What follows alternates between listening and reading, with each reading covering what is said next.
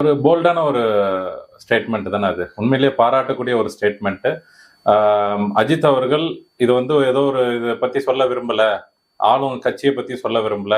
ஒரு பெரிய லெவல்ல இப்போ ஒரு டாப் ஆக்டரா இருக்கக்கூடிய ஒரு நடிகர் அவர். அவர பத்தி நான் சொல்ல விரும்பல. அப்படிலாம் வந்து சமாளிக்காம, கேட்கிற கேள்விக்கு ஸ்ட்ரெய்ட்டா பதில் சொன்னதுக்கே நம்ம உண்மையிலே திரு அஜித் அவர்கள பாராட்டணும்.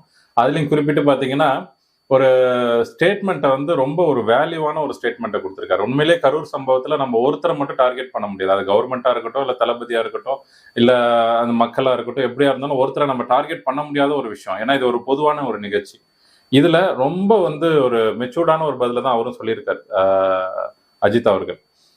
எல்லாருமே பொறுப்பு. இந்த சமூகமும் பொறுப்பு, ஊடகமும் பொறுப்பு, அரசும் பொறுப்பு, பாதுகாப்பு வழங்க வேண்டிய காவல்துறை இது எல்லாமே பொறுப்புங்கிற மாரி தான் அனைவரும் பொறுப்பு அப்படிங்கிறத ஒண்ணு கொண்டு வந்திருக்காரு. அதையும் தாண்டி இந்த மாரியான ஒரு கலாச்சாரத்த நம்ம ஒழிக்கணும் அப்படிங்கிற மாரி சொல்லியிருக்காரு. நான் எப்படி பார்க்கிறேன் அதன்னா, கலாச்சாரத்த ஒழிக்கணுங்கிறது இந்த கூட்டம் கூடுறது பொதுவா அவரு சொன்னத விட, இந்த அரசியலுக்கு வந்து ஒரு கூட்டத்த காட்டணுங்கிற ஒரு வகையில காசு குடுத்து கூப்பிடுறது, இல்ல இந்த கூட்டத்த வந்து காமிச்சு தான் வந்து தன்னுடைய அரசியல் நிலைப்பாட்ட இது பண்ணணும் அப்படிங்கிற அந்த கருத்துக்கு அந்த மாரியான ஒரு நிலைப்பாடுக்கு தான் அவர் வேண்டான்னு சொல்லியிருப்பாருங்கிறது தான் என்னுடைய ஒரு இது.